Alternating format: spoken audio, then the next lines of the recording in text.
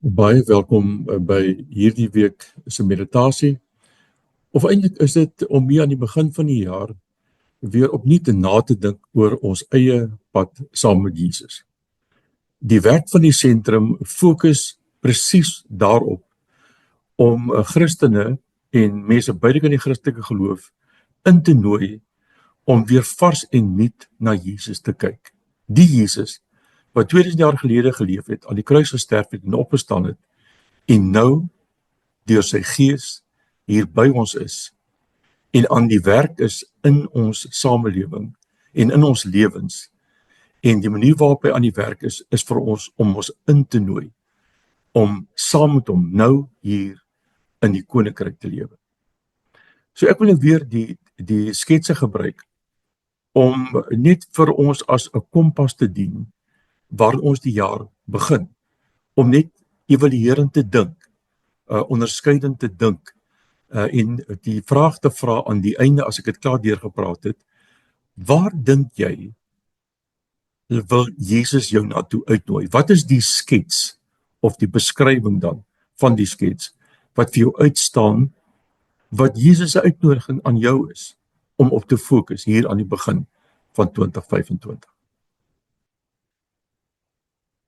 'n belangrike ding is om te verstaan dat die Christelike geloof gaan nie oor verlossing nie. Verlossing is van kardinale belang, maar dit gaan nie daaroor nie. Verlossing is Jesus se groot uitnodiging om op reis te gaan saam met hom, wat lei daartoe dat ons egte mense word. En kom ons praat net weer die inhoud van hierdie reis, of aspekte van hierdie reis, van hierdie dinamiese reis, saam met Jesus. Kom ons praat net weer 'n paar hiervan weer. Alles begin, en alles staan en val, by Jesus. Hy is die oorsprong, hy is die bron, hy is die toekoms van die Christelike geloof. Hy is die Christelike geloof. En hierdie Jesus nooi ons op 'n daaglikse basis, om saam met hom te lewe. Ja, ek weet Jesus het nie so gelyk soos wat hierdie skildery van Alida hom uitbeeld nie. Maar die Jesus wat ek die afgelope 20 jaar geleer ken het, is so. Hy is die vriendelike, gasvrye, genadige, liefdevolle Jesus wat in die gemors van ons daaglikse lewe staan en in hierdie wêreld en mense uitnooi. En waarna toe hy mense uitnooi, hy nooi ons uit om ons lewe te leef onder sy koningsgesag en heerskappy. Dis eintlik wat aan die kruis gebeur het. Jesus word gekroon as koning van hemel en aarde, en hy regeer nou in die hemel, maar ook op die aarde. Ja, op 'n vreemde manier.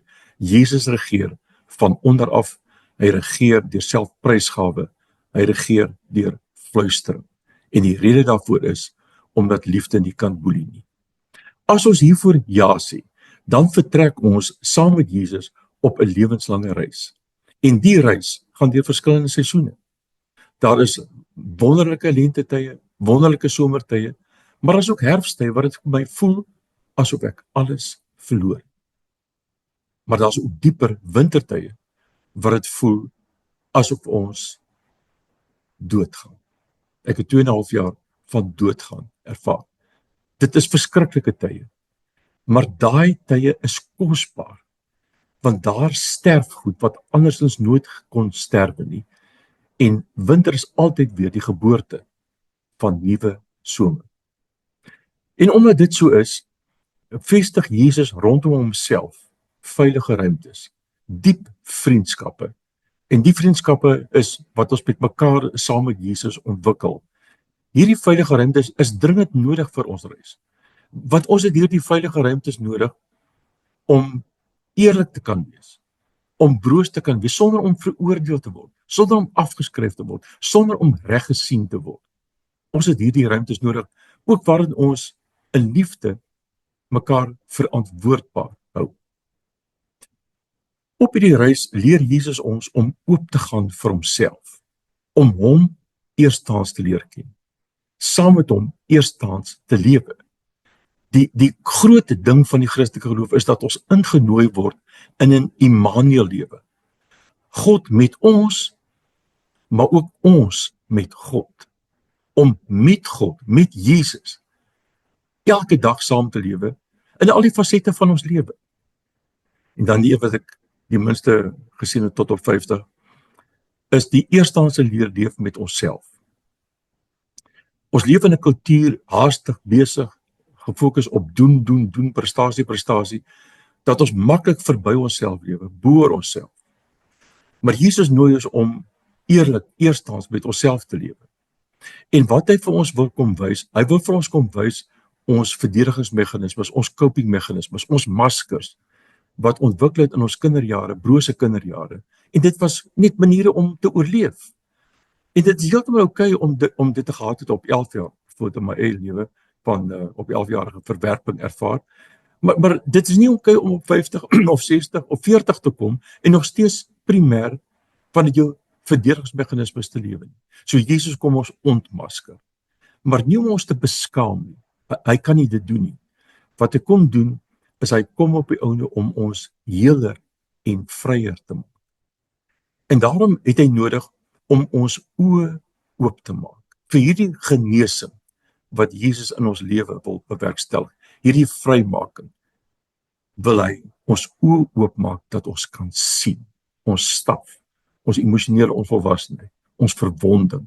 En ek sê weer, nie om te beskaam nie, maar om te genees en heel en vry te maak. Wanneer ons Jesus se gesag oor ons lewe aanvaar, dan vat ons sy woorde ernstig. Ons vat sy woorde ernstig. Sy woorde ontsluit nuwe lewe. Maar die een ding wat ons leer om nie te doen nie, is om dit te probeer doen. Te probeer. As jy Jesus se woorde probeer doen, sal dit vir jou lei na slawerny. Want jy probeer jou beste, dan misluk jy, skuldgevoelens. Probeer harder, misluk, groter skuldgevoelens. Dit is 'n slaafse bestaan. Jesus se woorde mag nie probeer word nie. Dit moet ingeoefen word. En ons oefen net iets in, enigiets in die lewe. Oefen ons net iets in, wat ons nie dadelik kan regkry. Ons gaan nie Jesus se woorde dadelik regkry nie. So ons is besig om dit in te oefen. En wanneer ons dit nie regkry, is Jesus nie daar met veroordeling en verwerping en sarkasme, of wat ook al. Jesus is so, met hierdie glimlag, by Petrus betrokke, wanneer hy nie op die water kan loop nie. Dis die Jesus wat ek leer ken het. Waaroor gaan hierdie transformasie? Om ons in die hemel in te kry? Nee, om die hemel in ons in te kry. Dit gaan oor radikale, innerlike karaktertransformasie. Jesus wil ons van binne af uit verander. En dit is iets wat hy deur sy gees doen, maar nie onder narkose nie. Ons is nie passief in hierdie proses nie. En die geloofsgewoontes is ons aktiewe meegee, dat hy ons kan vorm en omvorm. Daarmee gee ons as die klei ons, as te ware, stel ons tot beskikking op die pottebakkerswiel. En die twee dissiplines wat ons sterk beklemtoon, is lectio divina en daaglikse nadenke. Waarop loop dit uit, of self, mens moet eerder sê, van dag 1 af, neem Jesus ons in diens vir sy groot saak waarmee hy besig is in die wêreld, naamlik om sy koninkryk te laat kom, om die kwaad met die goeie te wen. En op 'n daaglikse basis neem hy ons in diens vir hierdie groot saak. Maar die enigste manier hoe ons dit kan doen, is deur sy voorbeeld te volg. As dienskneg leiers. En leierskap verstaan ek nie as 'n paar elite persone aan die top nie. 'n straatveer is 'n leier. Want 'n straatveer hou die straat skoon tussen blok A en blok B. Hy beïnvloed sy omgewing. Leierskap gaan oor beïnvloeding. En dan moet ons nog twee goed sê. Hoekom ons die sketse in 'n kruis verpak, is hierdie reis saam met Jesus, is 'n reis in die liefde van God in Christus Jesus in. Paulus bid in Efesiërs 3, dat ons die lengte, die breedte en die hoogte en die diepte van die liefde van Christus mag erken en ervaar. Dis waartoe ons genooi word. Maar terselfdertyd is die kruis ook 'n teken van selfprysgawe. Hierdie reis saam met Jesus, lewenslange reis saam met Jesus, vra daagliks van ons selfprysgawe. En selfprysgawe is nie hierdie negatiewe, morbiede ding wat ons op die dikwels dit oor het nie. Nee, selfprysgawe is soos die ou wat die skat in die grond gevind het, of die parel ontdek het. Hy het alles gaan verkoop, hy het alles prysgegee vir die skat in die grond, vir die parel. Om onsself prys te gee, is om elke dag oop te gaan vir die koninkryk van God, hier nou by ons, is om oop te gaan vir Jesus en sy teenwoordigheid, en waarmee hy besig is, en waartoe hy ons in.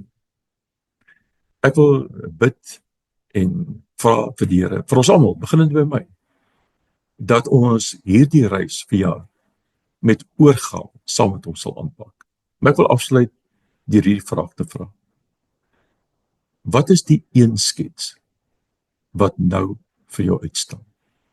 En dan wil ek jou innooi om met Jesus te praat oor hierdie uitnodiging wat jy van hom